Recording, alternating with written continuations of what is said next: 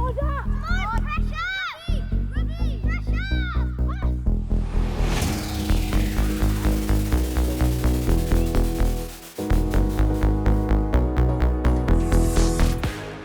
So in our coaching sessions, we obviously want to provide learning opportunities for the players, as well as providing lots of opportunities to have fun and to be active. So in the game, I wanted it to look like a game of football. So there were equal teams, a goal at each end, and it was directional. We're going to play 6v6. You know the way our team plays, what have I been asking you to think about when we've just been training? Looking behind you and scanning, and once you've got the ball, what about that? Look for options, either shoot or dribble. Yeah? So really keeping the ball for your team rather than either kicking it out or giving it away cheaply. If we are going to be a good team, we've got to get better at that. We're going to play in the normal way, other than there are no corners, so we want to keep the game going, and corners slow the game down. If the ball goes out at the sides, I want you to pass the ball into a teammate who's in space, all right? Or take the ball back onto the pitch into a big space yourself. So that's the way that we restart from the sides, and for the goalkeepers, we want you to roll it out short. Because I didn't know the players very well, what I wanted to do initially was to give them lots of space. Lots of space gives lots of thinking time, so that will allow me to observe the players and just to have a little look what kind of help they might need. We're playing!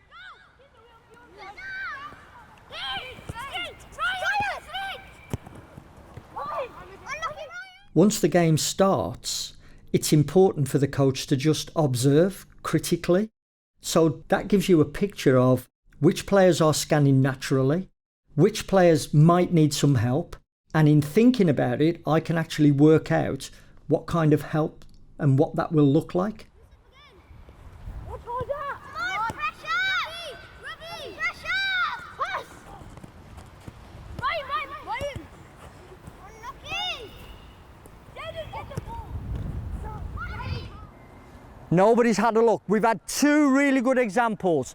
If you chauffeur the ball off your goalkeeper, and that's why we're asking them to throw it short, part of your preparation is to have a look at the picture that's in the rest of the pitch. I know the ball's going to come from Harjit, so my body's in the right shape, and I must know what's happening up there. Because if somebody's coming quickly, that might change the decision I make. Who's scored? Oh yes, great scanning. He's having a look, just in case he gets the ball. During the introduction, I mentioned that the goalkeepers must roll the ball out. My thinking behind this was the fact that the player receiving the ball knows that the ball is virtually going to be on the ground, travelling towards them. So that will make it easier to take a little look before the ball arrives at their feet.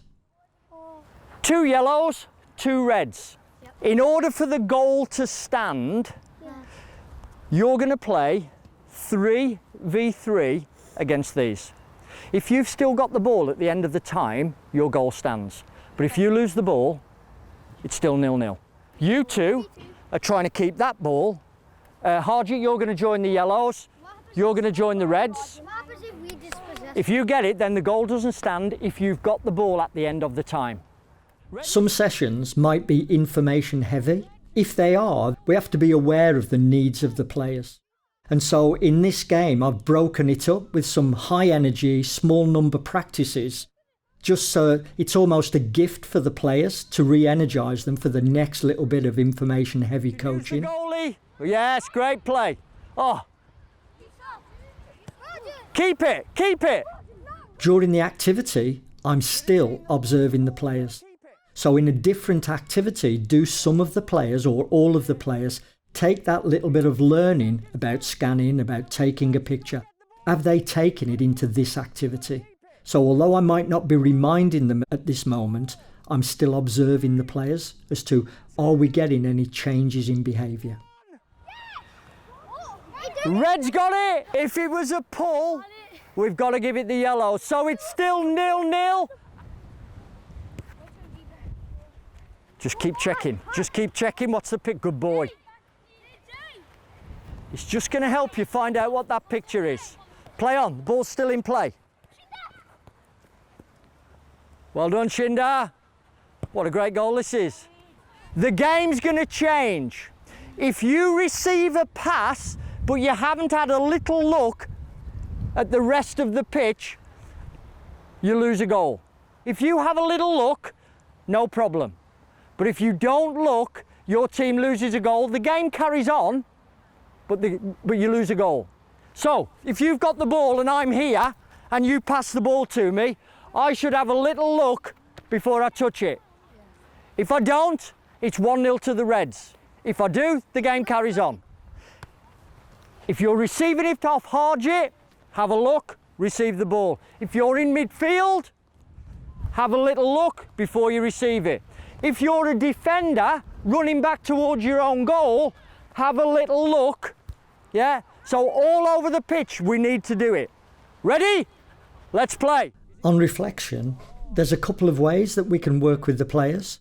In this one, I actually punished them for not doing what we were working on. Another alternative method, and probably in this context would have been more productive, I could have incentivized players scanning. So instead of taking a goal away from them, I could have added a goal to their total. So incentivizing what you want is probably more productive than punishing players for not doing what you want. Excellent. If you receive a pass, have a little look. Yes, good boy. Now we're doing it. Brilliant work, and we've scored. Do you know what? Twice, here and there, you've had a quick little look. It's got to help you. Yeah, try to make that automatic. Well done. There's a couple of ways you can use your observation. You can make a general comment for the whole team or for the squad, but you can also make it very personal to some players and actually tell them individually how well they're doing it. You're doing it great. Good boy.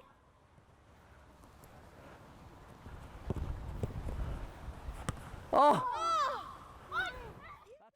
So if you've set up an activity that looks like the game, you know the players are going to be engaged and it gives you a chance to observe. So what are you looking for? First thing is that you're just looking in general to see which players do it naturally, which players it's not even on their radar. That's what I'm looking for first of all, because that dictates the kind of help that I will give them later on. The next bit, if players begin to scan, is to find out what they're looking at.